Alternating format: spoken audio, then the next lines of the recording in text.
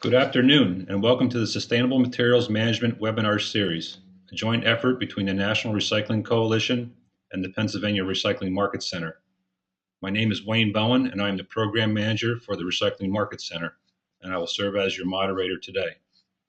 We would like to extend a special thanks to Bob Hollis of the Mobius Network for providing the webinar management software for this series, and Lisa Ruggiero of the National Recycling Coalition for providing technical support. The subject of today's webinar is recycled materials in highway construction and maintenance projects. We have two excellent speakers today, Craig Benson and Barry Cogburn. Following their presentations, we will conduct a question and answer session. Please use the GoToWebinar dialog box located in the control panel on your screen. You may also use the dialog box to request assistance if you're experiencing technical difficulties during the webinar. And now I'd like to introduce our first presenter. Craig H. Benson is the co-director of the Recycled Materials Resource Center. He is a distinguished professor of civil, environmental, and geological engineering at the University of Wisconsin-Madison and serves as chairman of the Department of Geological Engineering. Dr. Benson has a BS from Lehigh University and an MSc and PhD degrees from the University of Texas at Austin. All of his degrees are in civil engineering, with the MSc and PhD degrees specializing in geoengineering. Dr. Benson is a licensed professional engineer. For the last 20 years, Dr. Benson has been conducting experimental and analytical research in geoenvironmental engineering, including various aspects related to the reuse of industrial byproducts in civil and geotechnical engineering. This research has included laboratory studies, large-scale field experiments, and computer modeling. Dr. Benson has received several awards for his work, including the Presidential Young Investigator Award from the National Science Foundation and the Distinguished Young Faculty Award from the U.S. Department of Energy. Dr. Benson has also received the Huber Research Prize, as well as the Crows, Middlebrooks, Collingwood, Casa Grande Awards from the American Society of Civil Engineers. Dr. Benson is a member of the ASCE Geo Institute and is former editor-in-chief of the ASCE GI Journal of Geotechnical and Geoenvironmental Engineering. He currently serves on the ASCE Board of Governors and the Executive Committee of ASTM Committee D18 on Soil and Rock. Dr. Benson is also a founding member of ASTM Subcommittee D18.14 on Geotechnics of Sustainable Construction. And welcome, Craig. I'm going to talk to you today about a couple of things that are coming both from the Recycled Materials Resource Center and the Office of Sustainability in our campus. I actually no longer am a co-director of the Recycled Material Resource Center. That's directed by my colleague, Tensor Edel, and I'm the director of our Office of Sustainability on campus these days, but the two are tightly coupled together and collaborate on a lot of things. Some of you may be involved with state DOTs that are engaged with Recycled Materials Resource Center. We're in our third generation. Historically, the Recycled Materials Resource Center was a joint venture between the University of Wisconsin-Madison and the University of New Hampshire. And in this latest rendition of the Recycled Materials Resource Center, it's just at University of Wisconsin these days, although Kevin Gardner of University of New Hampshire still is on our board and also be participating in a variety of different research initiatives as we go forward. But you may hear from Tensor or me regarding the Recycled Materials Resource Center sometime in the future. So what I want to talk about is using industrial byproducts in pavements essentially as a sustainable construction material. But while I'll talk about pavements, my application here, or my intent here really is to be a little bit broader, to talk about how we might use recycled materials in pavement infrastructure, but also just general sustainable infrastructure applications. So what I'll talk about is pavements oriented, but it applies more broadly. So if you could go to the next slide. I think one of the things we need to talk about in the context of recycled materials and sustainability is, why is this important? I want to have a little bit of a front end on this on my presentation, because I think this is something we all need to think about. I think we, as an industry, have done a lot to promote recycled materials as kind of being the right thing to do, or perhaps as a way to save money. But I think there's actually a more compelling reason to think about recycled materials in the context of sustainability. If you look at things that have been going on in the world with rapid growth, actually outside our country, the population growth and the economic growth that's going on worldwide is outside the U.S. largely. It's in China, it's in India. Large growth in population, but also importantly as well, growth in quality of life. And with quality of life comes consumption, and consumption means energy use, raw material use, emissions, all the things that we're used to having and incurring in our country are being incurred at other parts of the world, but at a scale that's so much larger than we can ever imagine from our own history, because we're really a small part of the world population at roughly about 0.3 billion now, and maybe 0.5 billion in the next century. The rest of the world's going to be 10, 11 billion. So we're going to be a small part of it. And perhaps which is most startling is that the projections are in the next 20 years or so, our economy is going to be the third largest in the world. And so our ability to essentially dominate the world marketplace for energy and raw materials resources is going to change dramatically just by market power. We know that the biggest players in any given market tend to be able to dominate the way that the market behaves. And our ability to dominate world markets as a nation is going to change, and we need to think about how we adjust our practices in our country so that we have the energy resources and the raw material resources to maintain the quality of life that we expect in our nation.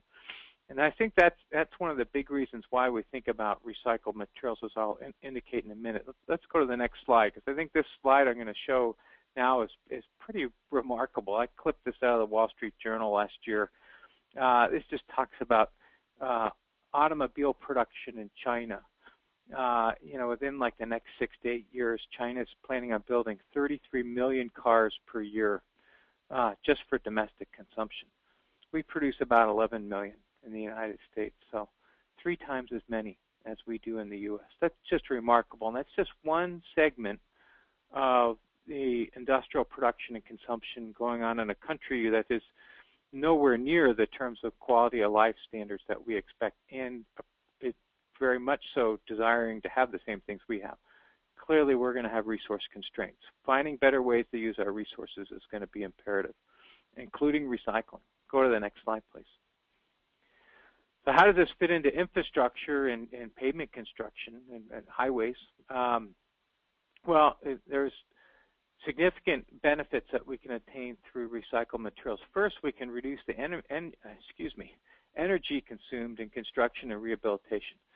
We can actually chop the energy that we use to build roadways by a factor of 1/2 to 2/3. The same with emissions. We can cut emissions, particularly greenhouse gas emissions, 50%, 70% through using recycled materials in construction. And I will show an example of that as we go through. Reduce consumption of natural resources. We think of Portland cement concrete.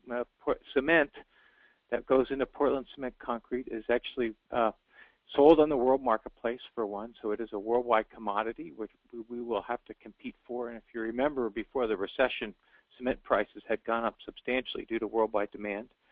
But cement's also the largest non-transportation driven greenhouse gas source worldwide, producing Portland cement.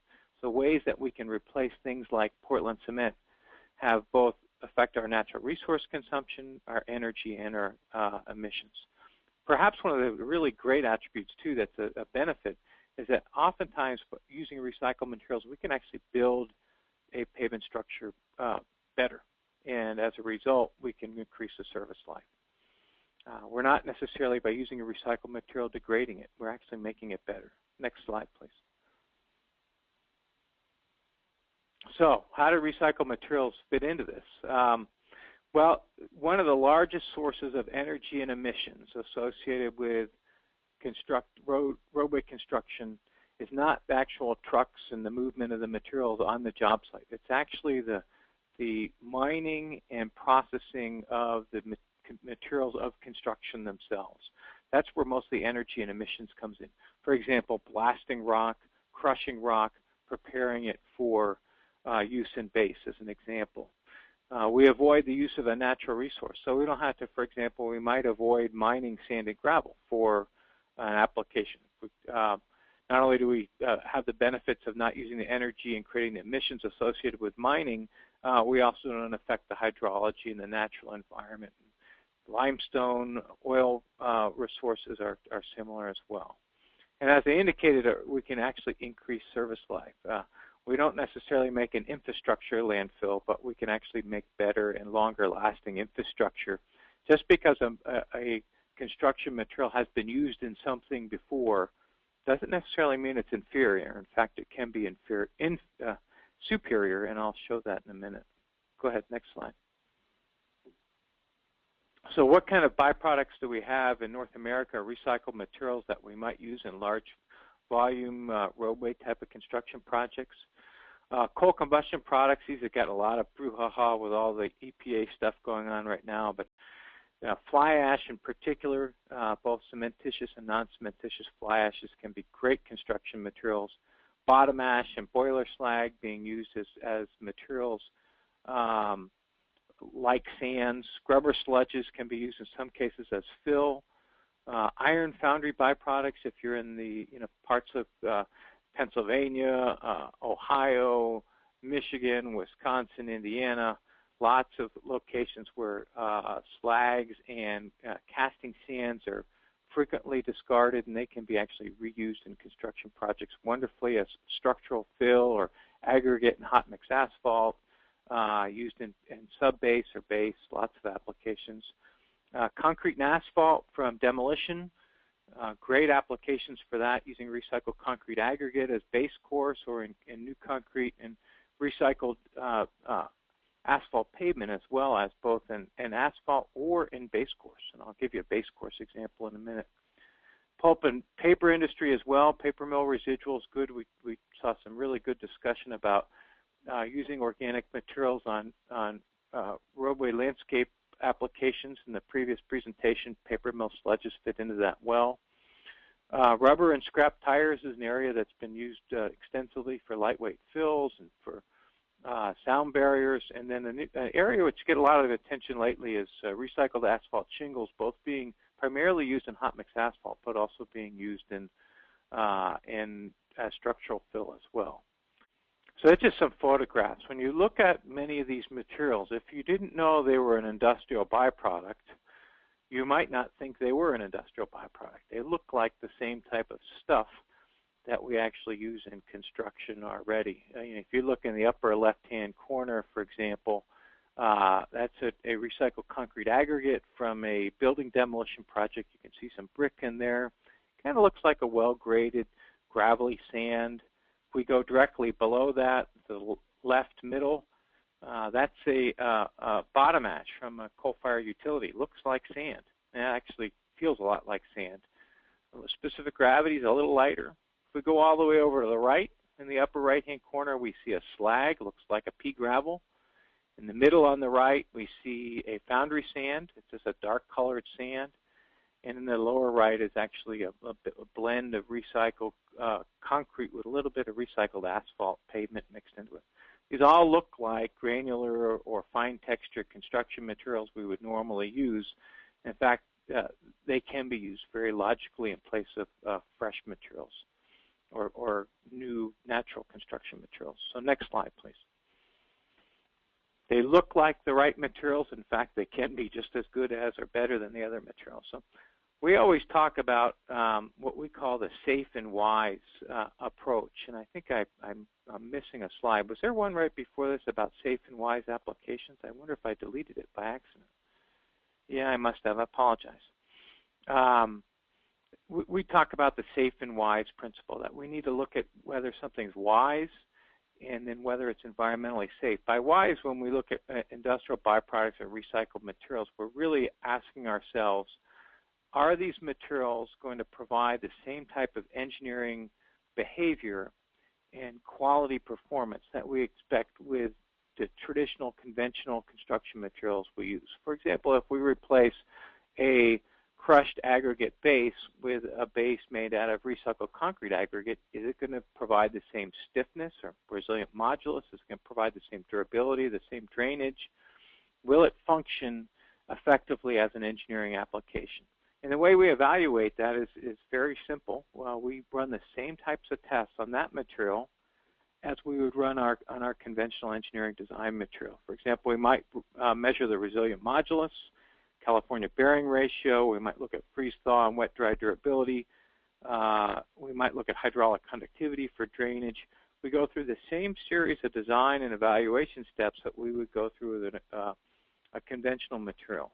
It's important, though, that we go through the engineering evaluation step, not just, for example, looking at whether it has the same particle gradation. We actually have to look at the engineering properties because particle gradation itself may not be sufficient. So we actually have to engineer with this new material. And this is an area where mistakes often happen and where we can have, for example, an application of a byproduct that isn't wise because it really didn't fit in the application. For example, maybe it has the same particle size distribution as a base course that's normally used in construction, but it doesn't have the same strength and stiffness that we would normally specify that goes into for example, mechanistic empirical pavement design. So you have to do the engineering, and that's the wise part of it, where you need to make wise choices. We need to make sure that the engineering properties of these materials are adequate to meet the design goal. And skipping this step is often where problems arise. And it's critical if you're going to use recycled materials in construction that you do the engineering, not just look at whether it fits construction specs, but actually do the engineering with it, test the engineering property. So the safe part of it's important as well, and this is another area where we need to be careful because we're dealing with materials that are byproducts of other industrial processes in many cases. We want to make sure that what we're doing won't have an adverse effect on the environment. Normally we're talking about impacts on water resources, either groundwater or surface water. Occasionally it's air, but it's almost always water. From many of the projects I've been in, it's always been water resource related. And this is another area where we need to be thoughtful. If we're going to use a recycled material, we want to actually test it to make sure that it fits environmentally. And this is an area where when tests aren't done on the material and it's used without kind of doing a thoughtful environmental analysis, mistakes happen and applications are inappropriate, and then recycled materials get a bad name. I can think of some with, for example, applications of slags from the cast iron industry, where the environmental analysis wasn't conducted. They tend to generate liquids that are a little more alkaline when water contacts them. They have higher pH. Some applications that's not acceptable. And knowing that at the beginning is important. And there's methods to do this. A very common method is a batch method called ASTM-D 3987. Essentially, you put the solid material in a jar of water, you shake it up, and then you look at the constituents that dissolve in that water. There's also some new EPA methods coming out. For example, EPA method 1313. And there's a whole new EPA methodology that David Costin and his colleagues at Vanderbilt University have been developing called the Leaching Environmental Assessment Framework that's being developed and published by EPA and which will be available. It's a pretty rigorous and comprehensive process, but it's also a very thoughtful procedure. In our state, we've used the water leach test D3987 in the context of our Wisconsin Administrative Code with great success and without not a single problematic industrial byproducts application in construction in our state history. We've had the NR 538 code since the middle of the 1990s. This is a state administrative regulation that essentially defines how industrial byproducts are used in construction application, including roadways, but in any application. It tends to be conservative. We run a water leach test, a batch test like I talked about in the previous slide, and we also look at the total elemental analysis, or essentially the chemical makeup of the material. We go through a series of tables in that code, and the byproducts are put into categories based on the test data, and then the categories define suitable applications. It's a very conservative approach, and also has worked exceptionally well in our state. Again, as I indicated, we haven't had one case of an industrial byproduct used in construction in the context of the NR-538 code where we've had an environmental problem. So this is a great example. If your state doesn't have something like this, this is a good example that you can use with confidence, and you can download it for free at the website I show at the bottom of the slides. So I want to give you a case history, an example of where we use two industrial byproducts together in lieu of a conventional construction material, created a product that, well, I won't tell the story. As we go along, I'll fill you in. But we use two materials that are shown on this slide. One of these, what we call reclaimed pavement material. It's like recycled asphalt pavement, but it's got some base course in it. It's got some subgrade. Some people call this dirty wrap or dirty recycled asphalt pavement. It comes from essentially milling the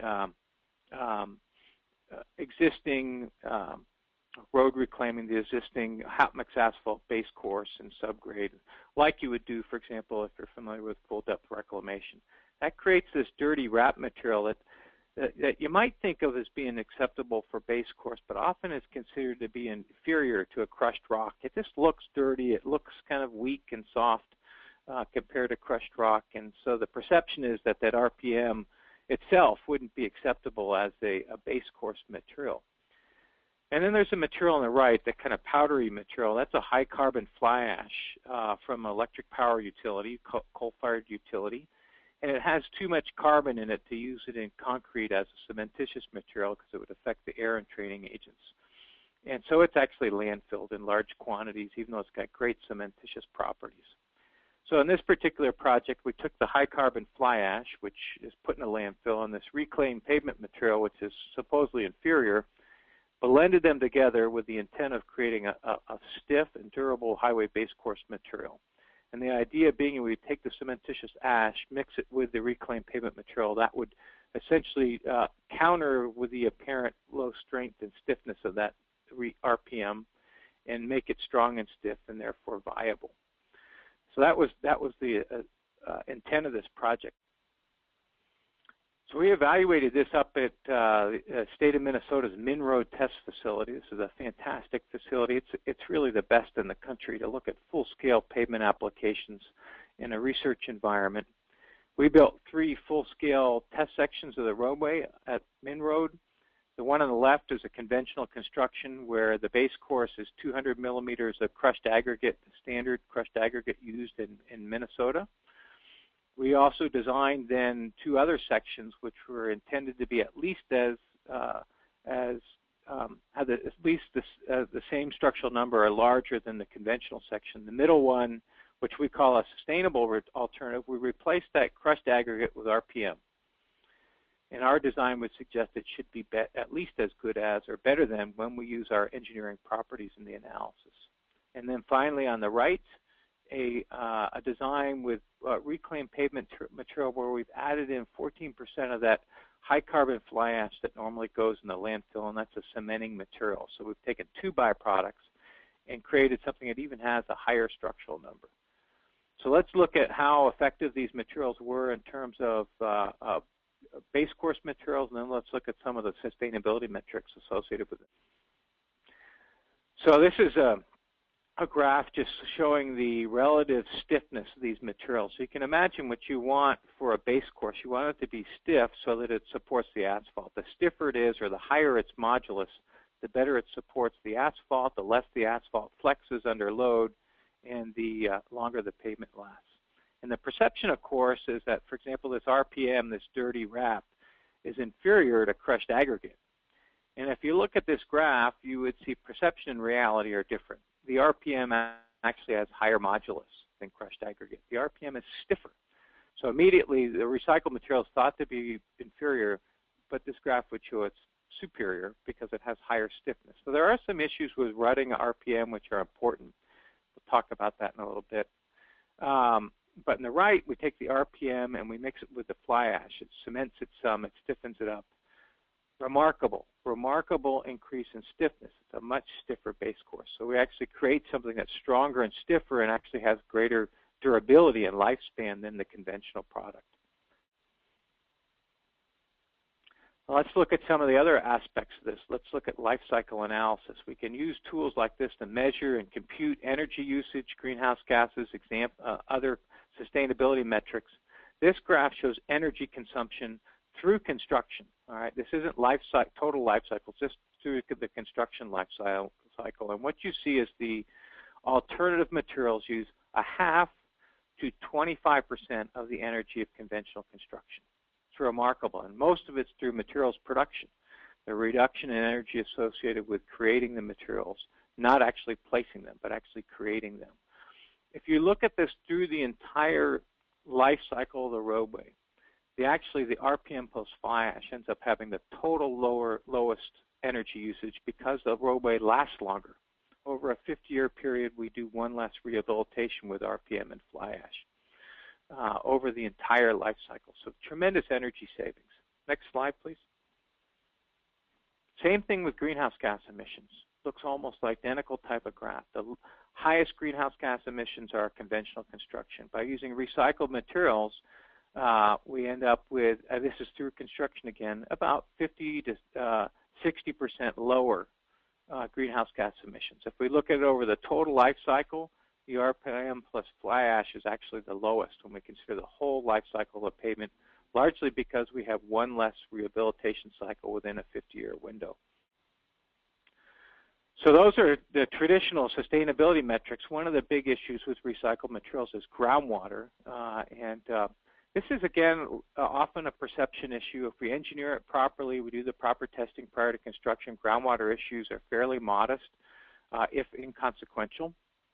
One of the ways we've looked at that is by building lysimeters underneath roadways, essentially a big pan under the roadway to collect liquid which drips through the roadway infrastructure and then gets collected in a drum that's buried, and then we can look at the chemical constituents and the volume of flow in that drum and compare them to water quality standards. We can compare them to conventional construction and the like. And what we found in general is with essentially all the industrial byproducts we use, we really don't see any statistically significant differences from conventional construction materials. And this is just an example of one of these lysimeters being built. You see in the upper left, we're actually welding this plastic pan underneath. It's made out of a geomembrane underneath the roadway. We've got a little sump in the corner where all the liquid flows, and we design these so all the liquid that hits the pan actually gets drained immediately to the sump. And lower right-hand corner, we're putting a drainage net and fabric over the geomembrane, and then we're using that wonderful construction material called duct tape, which solves all construction problems. And then in the lower left, you see the tank being installed, and just to give you some picture of what these look like. And here's some data. And if you look at this graph, we'll just talk about it briefly here. But there's two things that are important in this graph. First of all, if we look at the data, and this shows you conventional crushed aggregate, that's CA, RPM, and RPM plus fly ash. This is for our our MnROAD project. All of these data, and its concentration as a function of what we call pore volumes of flow, but it might as well just be time on the lower axis. The data look about the same. There's really no greater concentration of mercury, for example, in the industrial byproducts than the conventional materials. All the concentrations look about the same. And in fact, if you looked at it carefully, you might be able to make an argument that the conventional construction material has the highest mercury leaching associated with it. Practically, though, they're no different. Most importantly, though, they're 100 times lower than the water quality standard, 100 times. And so the impact or the health threat at the very bottom of the pavement, not at a drinking water well, but at the very bottom of the pavement, is insignificant. And so we can do this type of analysis to look at environmental protection as well. And the other thing that we've developed are some models that allow you to input environmental data and look at potential consequences. For example, we have a model called whisk leach. actually just developed and released a two-dimensional version of this, which is available on our website for free. That's at the bottom of the page. And this model, just a computational model, runs on a PC or runs on the web to calculate how leaching from byproducts might affect groundwater. And it's a mechanical model, and you can look on the website if you want some more information. But this is readily available to address regulatory questions, and it's free. Next slide. You'll see this, the way it works. This has these strips, so it's actually calculating the essentially water flowing down through the unsaturated zone and contaminants as well.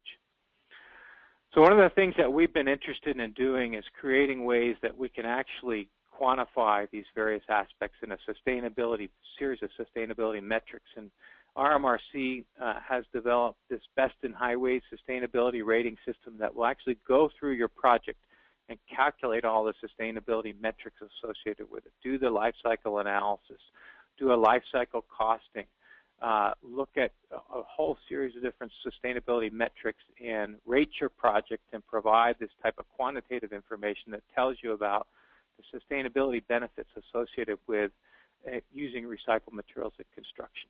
Next slide, and this is free too, available on our website. And this just gives you a little bit of a sense of what it does, but it usually uses primarily life cycle analysis and life cycle cost analysis to look at different alternatives. Perhaps most important, it's quantitative and it's auditable, so that somebody else can actually check what you've done and you can publish and use the data from this in a very reliable way. And just to give you an example, we did a case history of this looking at coal combustion products. You know, there's been, as mentioned earlier, a lot of brouhaha about coal combustion products and their environmental impacts, and there's actually a push to make them hazardous waste, which would eliminate their use in construction applications. And so one of the things that we did for Congress was to look at one of the implications of if we ban coal combustion products in recycled construction application, what would be the impacts for the nation? And we used best in highways for this. And this gives you some example. The energy equivalent of 1.7 million households, so a pretty large city. 31% of domestic water withdrawals in California. That's a lot of, 11 million people. Carbon emissions of nearly 2 million passenger cars per year from the roadways. And then perhaps most importantly, as we talk about budgets and taxes and everything in our nation with our election coming up, a fiscal impact of between $5 and $10 billion on the economy. So decisions about using these materials have actually very large consequences, and you can use these kind of tools to make a quantitative assessment. We actually did this for Congress so that it helped them make a thoughtful decision. We'll see if that happens, I guess. I think that's all I've got. Just some take-home messages.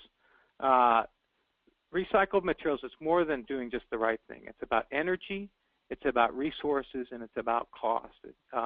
There's lots of benefits in terms of energy and emissions and resource use that we can obtain. We can also create longer lasting infrastructure. Just because we use a recycled material doesn't mean it's a inferior product. We can actually create a better product. The really important part is about perception and reality are often different. We can use the quantitative engineering and quantitative analysis to look at alternatives and draw very logical and thoughtful conclusions about whether we should use these materials in the first place, safe and wise, and if we do use them, what are the sustainability benefits associated with them. And I can't emphasize it enough. It's really important to think about safe and wise, to do the analysis, and to use good engineering practice to ensure that we use these materials reliably. So that's all I've got. I think you've kind of seen a front to back end of the sustainable issues associated with this. I'd just like to put this graph in. I know sustainability is quite a buzzword these days, and at some point the use of the word sustainable will become unsustainable because it'll be the only word used in our language. If you've seen this graph before, it's kind of silly. I'll leave it with that. Okay, thank you, Craig. Okay, having recently retired from public service, Barry Cogburn is the former director of the Landscape and Enhancement Section, Design Division of the Texas Department of Transportation. Barry began her career with the Texas Department of Transportation in 1986 as the District Landscape Architect for the Austin office. In her position prior to retirement, she was responsible for developing, directing, and overseeing statewide policies, procedures, and administrative rules for landscape architecture and aesthetic design for Texas DOT. Other duties include administration of the department's statewide landscape programs and the federally funded Transportation Enhancement Program. In 1998, she began a partnership with the Texas Commission of Environmental Quality, which focused on research, development, and implementation of utilizing compost as an effective erosion control alternative in highway construction and maintenance. This partnership effort resulted in one of the most progressive compost utilization programs in the country and included the largest Clean Water Act grant ever awarded by the EPA. The effort was awarded the 2002 American Association of State Highway and Transportation Officials President's Transportation Award and the 2002 National Partnership for Highway Quality, Texas Quality Initiative, Making a Difference Award. Today, TxDOT is the nation's largest market for compost. At their national conference in January of 2012, the U.S. Composting Council presented Barry with the 2011 Clean Water Award. Barry holds a Bachelor of Science degree in Landscape Architecture from Texas A&M University. She became an RLA in 1987, has served for several years on the Professional Advisory Board for the Department of Landscape Architecture at Texas A&M University. Barry was the recipient of the 2003 Raymond Stotzer Award for Outstanding Leadership, Dedication, and Service to the State in the Field of Transportation. She's a graduate of the Leadership Texas Class of 2008, an active member of Executive Women in Texas Government, and she was named the EWTG's 2009 Woman of the Year and served as president of the organization in 2011. Okay, Barry, you're on. Okay, welcome everybody. Thanks for tuning in. I have kind of condensed an hour presentation into about 20 minutes, so I'm going to move fairly quickly.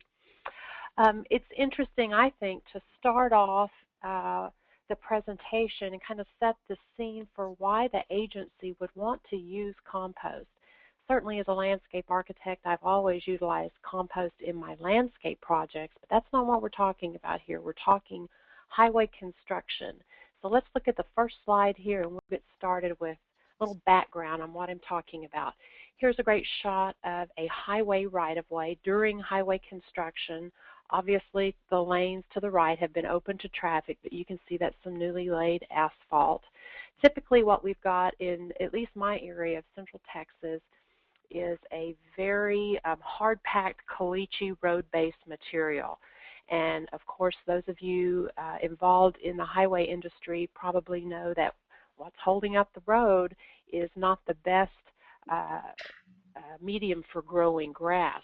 But growing grass or native establishment on the side of this road is very important because that's what's handling the water that comes off the road. So that right-of-way, what we're talking about between the pavement and usually the adjacent property owners, is a very important feature of the highway system. Again, it's carrying water quickly, and the best way to convey that water is over quickly established grass. But here what you see is the road grade has been brought up, and what we're doing is typically putting down 4 inches of topsoil. Next, what we would typically do would be to roll out a wood fiber blanket over the newly planted grass seed and water the heck out of it. If it's got any slope to it, we would use a wood fiber blanket. If it's a fairly flat area, we would use a wood fiber mulch. But what happens if you don't get enough rainfall, either from Mother Nature or from a water truck, such as is shown in this picture? You get what you'll see in the next slide. Severe erosion. Here's a picture of some erosion next to a head wall and some very sandy soil, and you can see that what's going to happen over time, if this is allowed to progress any further, you're going to undermine that concrete slope, that riprap slope, and then you're getting into some major maintenance dollars to correct the situation. Here's another picture of some severe erosion. Look how deep those gullies are. This is going to be very expensive for the contractor to redo, reapply seed and fertilizer, reapply wood fiber blankets or mulch. It's going to be very expensive, and it gets the DOT into a lot of trouble, potentially with the EPA. Here's a picture of some erosion I spotted that went on for miles and miles. In the back of this picture, you can see a few hay bales, but that was the only control that I noticed for about a mile in either direction. It's just not adequate to capture the velocity of the rainfall that is coming down this swale here. And over the years, I noticed that there could be many reasons for this. Sometimes the grass was planted at the wrong time of year. Sometimes there was not adequate rainfall or adequate irrigation from a water truck. Or sometimes the deluge of rainfall would just wash away all of the grass seed and mulch component before the grass itself had had a chance to get established.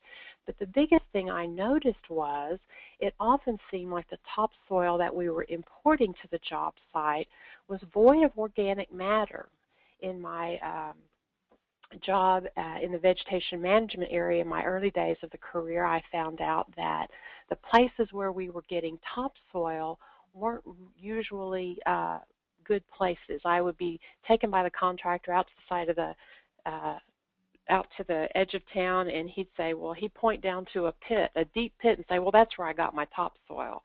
Now, I'm a landscape architect, not a soil scientist, but I knew that true topsoil was that top layer of soil that contained the organic matter that was needed for grass establishment. So what we were getting was not true topsoil. It wasn't really a surprise when it all washed away, but it was very expensive for our agency and for our contractors. So in 1996, I was invited to, of all things, a master composter training workshop. And I thought to myself, well, I'm a landscape architect. I know everything about compost. But indeed, I did not. At this workshop that was presented by my state's DEQ, which is the Texas Commission on Environmental Quality, I really learned more about compost. And I learned how TCEQ was working with many municipalities to talk them into composting their organic waste, that half of what we put into a landfill in the summertime is actually organic material that could be made into a value-added product of compost. So they were advocating compost, and I kept hearing about organic matter, the word organic matter, and it suddenly dawned on me that we needed to get together. So at this master compost workshop, I met the person who was to be my colleague for the next few years, Scott McCoy from the Texas Commission on Environmental Quality. Again, I kept hearing how organic matter was filling up our landfills and how new landfills were so difficult to permit. And I thought, gee, you know, we don't have enough organic matter. They've got too much. We've got to find a way to meet in the middle.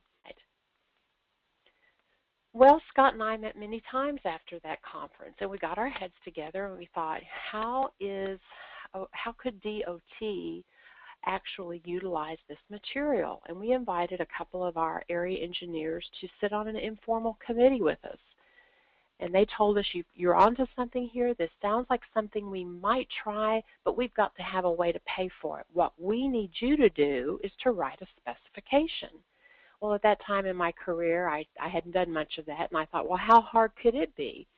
It was actually a very involved process, but we invited members of the compost industry to sit on this informal committee, and they were a wealth of knowledge. They gave us lots of good input, lots of good ideas, and in 1998, we had a specification.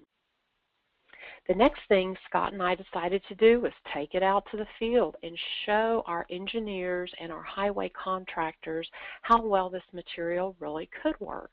And in the early days, we had an informal workshop and a demonstration that we would show folks. Next slide. At these demonstrations, I would agree to get our engineers and highway contractors out there, and my colleague Scott McCoy, who had a little grant money, would find a local compost supplier and an applicator to actually apply the material. What we would ask the engineers was, where is your toughest spot? Where do you have some erosion? Where do you have some problems establishing vegetation? That's what we want. Then we'd all go out there. We'd use the proper traffic control. We would invite the press. We would invite local elected officials to come out and see how well this product could work, because we knew that unless we got the municipalities interested, we might not have an adequate source of material.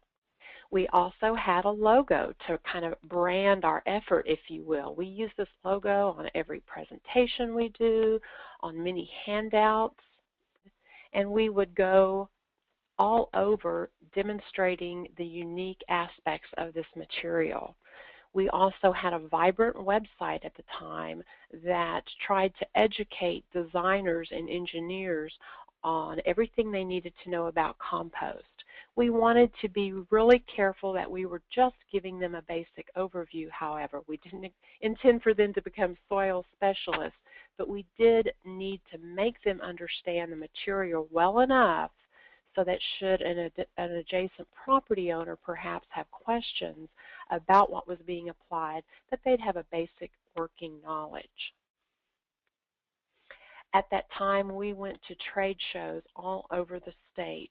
The Associated General Contractors Trade Show, the International Vegetation Management Trade Show, all in an effort to not only educate our designers, but educate our roadway contractors about using the material.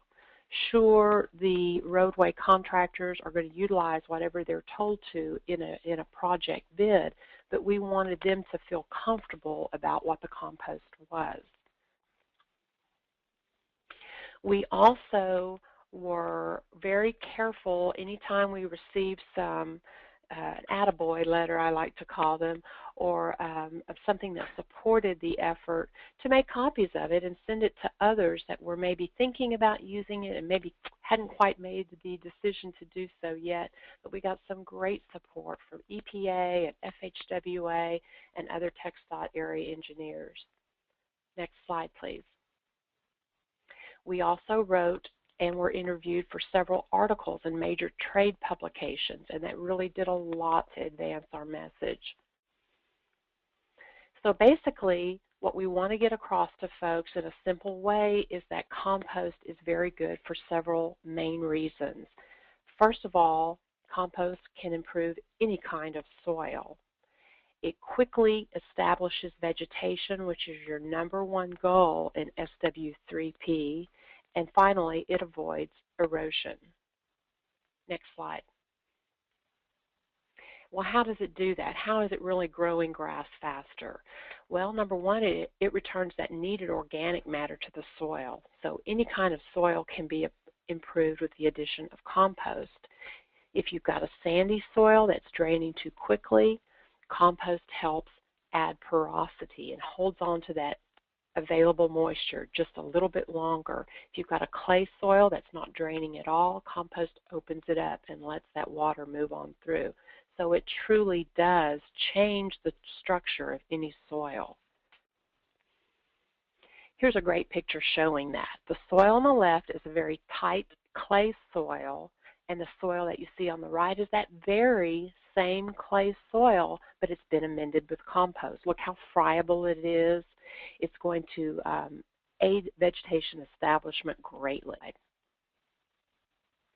Well, in TxDOT's specification, which by the way you can go online and do a Google search for TxDOT compost specification, the number is 161.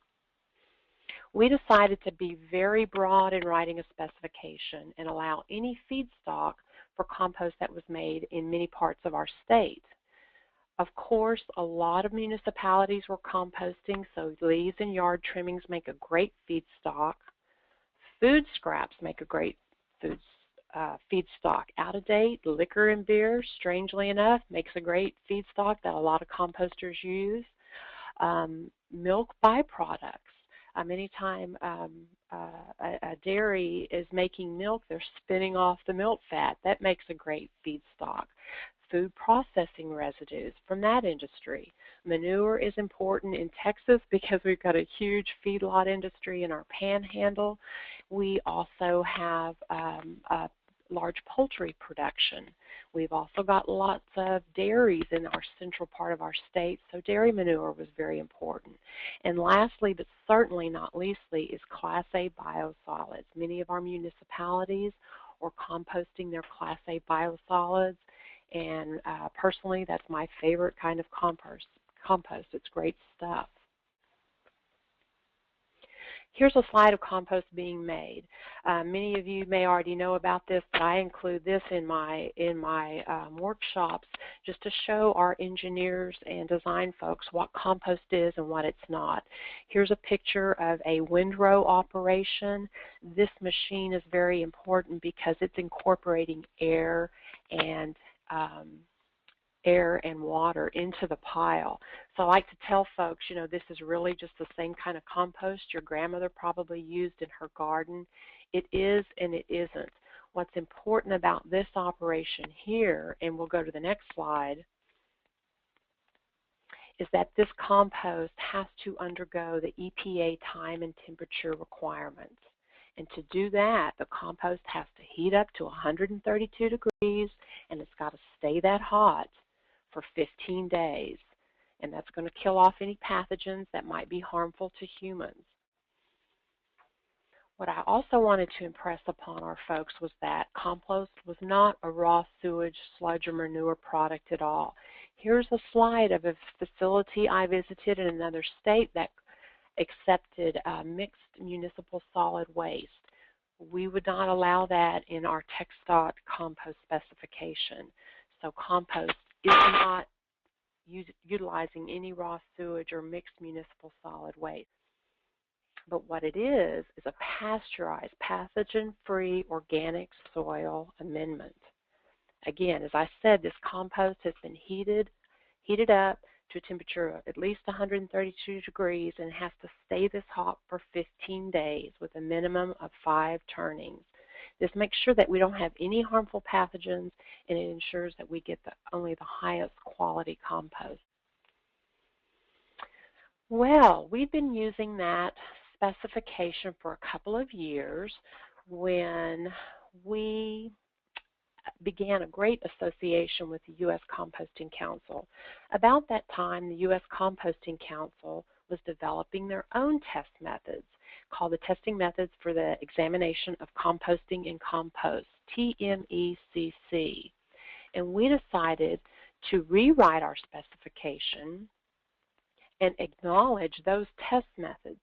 We had previously used some ASTM test methods, and that was great to get us started, but compost is a living, changing material, so this TMECC test methods worked so much better.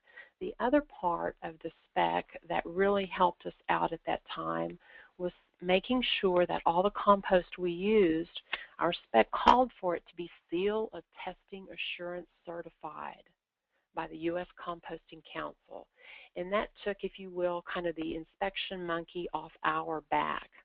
Number one, when a compost is brought out to the job site and the inspector's taking a look at it, he's going to want to see a data sheet like you see in front of you here.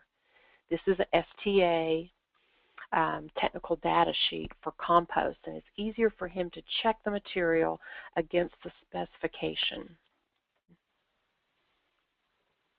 So basically, I'm going to go over the 3 ways that you can specify compost, because there are materials that can help you in a variety of ways. First of all, we have compost manufactured topsoil, then erosion control compost, and general use compost. Those are the 3 ways that compost can be specified under Item 161. Here we go. As I mentioned before when I first started, TxDOT usually imports topsoil, or sometimes if there's decent soil available on the job site, we kind of peel that back and stockpile it while the job is being built. Then we come back and blade it back out. In that case where we had pretty decent topsoil but it had been stockpiled, we'd blade it out to about 3 inches, then the contractor would bring in an inch of compost over the top to give us what we're calling compost manufactured topsoil, which under the spec is 75% soil and 25% compost. So that's 4 inches of compost manufactured topsoil. How about you've got some pretty good soil already on your job site existing, and you just need to bring in compost over the top? This would be what we're calling compost manufactured topsoil blended in place. Next slide. And when you're using blended in place compost manufactured topsoil, the contractor would need to bring a disc in over the top. You know, you'd want to incorporate that existing soil with the compost that's been put on the top of it just to prepare that seed bed. So again, you've got 4 inches of compost manufactured topsoil blended in place. Next, we're going to talk about erosion control compost. Say perhaps you have a sloped area that is prone to erosion. If you've got a slope, you're going to need some component in that compost to, number one, take the impact of any direct rainfall. So in that case, we mix half compost with half wood chips to have erosion control compost. That can be applied pneumatically, as you see this operator here. It can also be applied with a blade. A good blade man can get it down any depth that you might need. Lastly, this is another slide, of erosion control compost. You can see the portion of the slope on the middle of this picture showing the application of erosion control compost, and on either side an untreated area. Lastly, you can specify compost general use compost. This is 100% compost that I as a landscape architect would use in my planting mix, or most usually we would use it on established turf. 1 inch of compost over established turf in the spring is a wonderful fertilizer and it's worked very well for us. I've got a few pictures that we'll go through here quickly of demonstrations that we did out in the field. Our first one was in Dallas, Texas. Here was an area where the contractor had applied a wood fiber blanket. In fact, you can kind of see the remnants there of that blanket in the foreground, but had severe erosion. We came through there and our contractor blew in with pneumatic equipment a mixture of seed and erosion control compost. And if you'll keep your eye on that highway sign there, we'll go to the next slide, which shows the same area a year later. Look at that thick, lush grass. It really worked out well for us. I have some dramatic pictures to show you Floyd County, which is northeast of Lubbock, Texas, in our Panhandle region. It's a very dramatic landscape. What you've got going on here is a kind of a caprock area. You might have heard of the Llano Estacado. Deep canyons, deep natural gullies, but as you can see in this picture, unfortunately we added to the present erosion. What they had happen was the contractor applied his seed, his few SW3P components. A gully washer came through, washed it all away. You can see in the middle of this site the silt fence that's doing a pretty bad job of holding down all that erosion. What the contractor decided to do was completely rework the area with a series of riprap channels, of rock gabion baskets that you see here. And then in the next slide, erosion control compost was added. This is that same site. You see the rock gabions in the middle, but to the right, between the rock gabions and the pavement, you see an application of erosion control compost. And the next slide shows that same site several months later. Completely vegetated, erosion is controlled. The next picture shows another before, if you will, on that same project, just the huge gullies that wash downhill. But the next slide shows that same area. The soil has been brought back up to grade, covered with erosion control compost. Again, that combination of half compost, half wood chips, and it's worked out very well. and there's a couple of more slides of this same project. Here we go. We've got some areas where water was going to move so quickly, so the designer went back, put in some concrete flumes there, but in the foreground you see the wood chips component of the erosion control compost. Here's that same site several months later. Grass is growing. You can still see a few of the wood chips sitting around. Another thing we decided to do was kind of attack the problems that we were having with silt fence, which, you know, sometimes worked but more often didn't because they weren't cleaned or the rainfall event was just too much water coming through the silt fence for them to effectively work.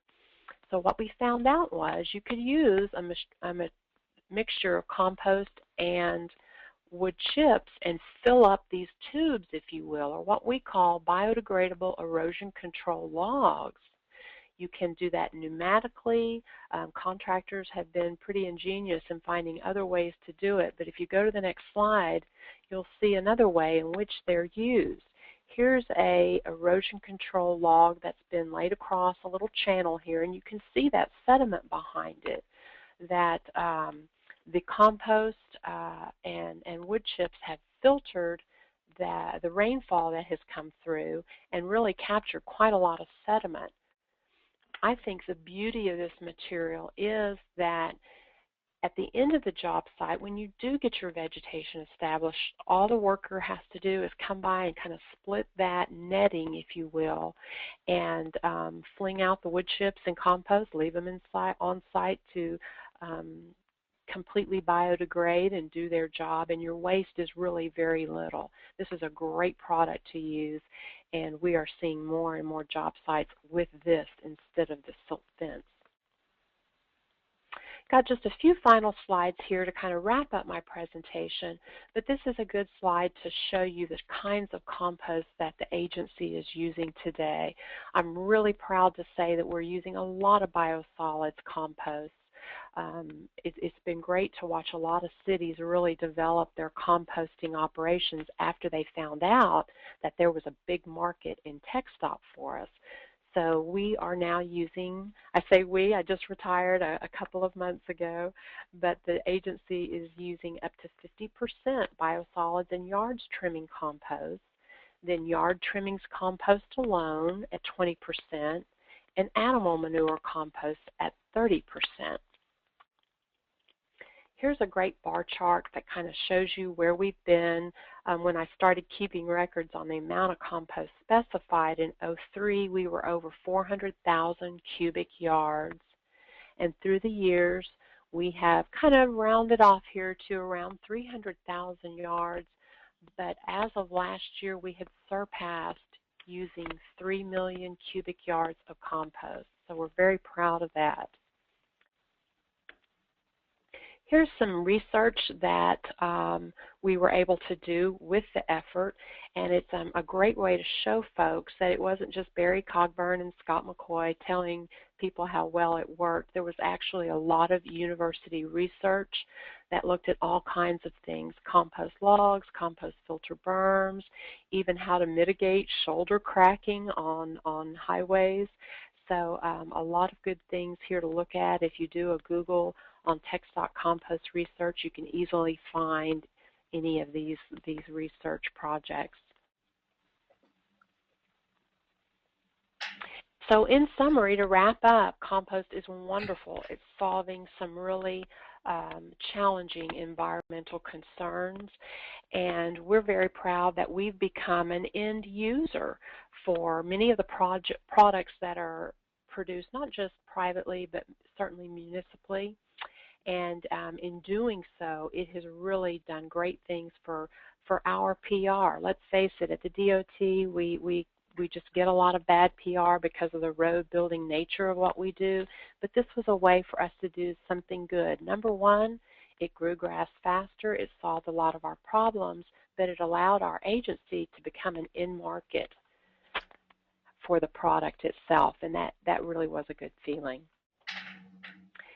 Just to wrap up, there is my contact information. I know I've gone through this very quickly, so if I can answer any questions or give you any future information, please do contact me here. Thank you, Wayne. And we are now going to field some questions for our presenters. Again, if you have a question, please enter it onto the GoToWebinar dialog box. We do have a few questions. And the first one will be for Barry. The question is, do you take Class B biosolids as feedstock for composting? The short answer is no, absolutely not.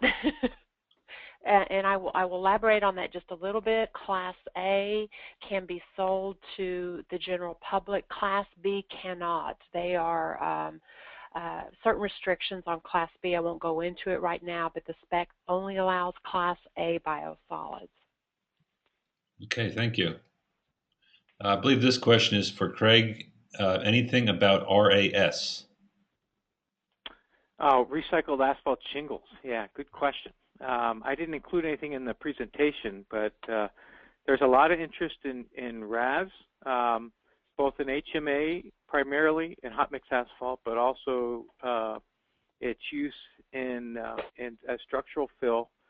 I'm not an expert at hot mix asphalt. My colleague Hussein Bahia does that work in our department. But if you're interested, I can send you a report that we have on use of RAS and RAP and HMA that was developed collaboratively between the Recycled Materials Resource Center and the Modified Asphalt Research Center here on campus, which are both FHWA-supported organizations. We also actually just completed a study on the use of RAS in structural fill, which you can use as lightweight structural fill in certain applications.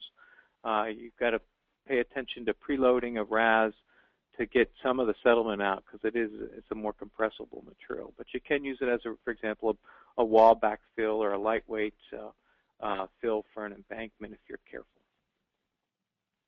Okay, thank you. This question is for Barry. Are the biodegradable mesh logs readily available? I've seen Filtrex compost sock products, but don't know if they're patented or available from other sources. The answer is yes, they are available from other sources. I have seen some contractors secure their own source for the mesh fabric. In fact, one contacted, I believe, the citrus growers in the southern part of our state and found something that was very similar to the bags that citrus is loaded into for sale at our grocery stores. But we have a specification for those erosion control logs as well. That number is 5049, and it outlines the types of materials that are acceptable. Okay, thank you. And this next question, I believe this person knows Barry. It is for the TxDOT Compost Queen. Which should come first, compost specs or compost producers? Ooh, that was something that made us very nervous when we got started. We thought, you know, are we going to have enough people that can make this product? We certainly don't want to only have 3 vendors out there, but I think that you need to get a spec together first. You will find that the vendors will come. You know, we had a handful of vendors when we got started, and now that we require the vendors to be STA certified, we're in excess of 30 STA vendors in the state of Texas right now that I feel real good about because we've got a good geographic distribution. So definitely get your spec together first. You've got to have a specification that outlines what it can and can't be before you can start using it. Okay. Question for Craig, and this is, I believe, a 2-part question. What steps are in place if the mercury leachate from the fly ash exceed acceptable standards? Will the surface have to be removed and repaved? And what kind of testing will occur for material delivered to site for mercury content? And who's liable for cleanup? Ooh, 2 big questions. First of all, the first question, what would you do if the mercury concentration is too high? Now, we were doing a field study to look at this as part of a research project, so it's a little different. But if the mercury concentration is too high, you'll find that out as part of your design process through doing the WISE, the safe and WISE, the safe part of safe and wise, doing your leaching analysis. And if the mercury concentration is too high, don't use it. It would just not be logical or prudent to do that, because you would cause yourself potentially a problem. If somebody brings a material to a job site that has a much higher, for example, mercury or any other concentration to the job site than the test data that have been conducted beforehand suggests, so if they bring a material that's out of spec, you might say, that the person who delivers it is liable. Okay. Question for Barry. It's really important to control materials at the plant or wherever they're being produced. Yep. Okay, thank you. Question for Barry. Average price per ton paid by TxDOT to compost producers? Well, I know the average price per cubic yard, and the price per cubic yard is what we are paying the contractor to apply the material in place. So the price that the vendor would be getting would be a bit less, but the average price is about $30 a yard installed. But again, that's what the contractor has bid to put the material in place. So he's getting it from a vendor, paying for it, and then putting it down for us, and we're paying him. I'm sorry, I couldn't speak to what the average cost per ton would be. But you could see it's still significant if we're paying a contractor $30 for a cubic yard. Okay, thank you. And question for Craig. Any other materials on the horizon for use in this application to keep a watch on? New materials. None that I can think of that are kind of emerging. We've been covering a lot of those that are kind of the high volume products that are available. Certainly there'll probably be things regionally that I'm perhaps not aware of. Yeah. I could add, particularly for rubber, crumb rubber, to be more exact. I know California is pretty much leading the country in use of crumb rubber in surface materials. I know PennDOT recently changed their specification for a crumb rubber modifier, which is not an aggregate replacement, but actually a modifying a material to help keep the liquid asphalt in suspension during paving. So I think there's a lot of potential there, particularly in Pennsylvania, but that might be a future topic for a webinar to discuss separately.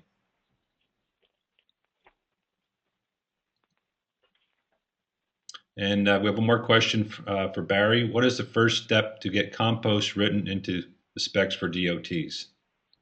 Very good question. It is a very good question. And I would recommend that you find some coworkers that embrace trying something new. As a landscape architect, it was very helpful for me to find some engineers that were willing to give it a try. This was something new. It was something people rolled their eyes about. They thought you could never make this work. But I think by working with the engineers that are used to specifying things and having test methods that they can appreciate, I think that was key to making our program so successful. And I'm not going to tell you it was easy. Writing a specification was very difficult, especially when it came to the test methods that we used. You can write a specification, and then you have to remember you've got the field individuals, the inspectors that need to understand it quickly and simply. So when we aligned ourselves with U.S. Composting Council and adopted their TMECC test methods, that really went a long way towards helping our inspection staff. Okay, thank you. We're just about out of time. Again, thank you, Barry and Craig, for your excellent presentations. This webinar, like all the webinars in this series, has been recorded and will be made available on both the National Recycling Coalition and Recycling Markets Center websites Again, thanks for joining us. We hope you'll join us for next month's webinar scheduled for Tuesday, December 18th, 1:30 p.m. Eastern Time. And have a great day.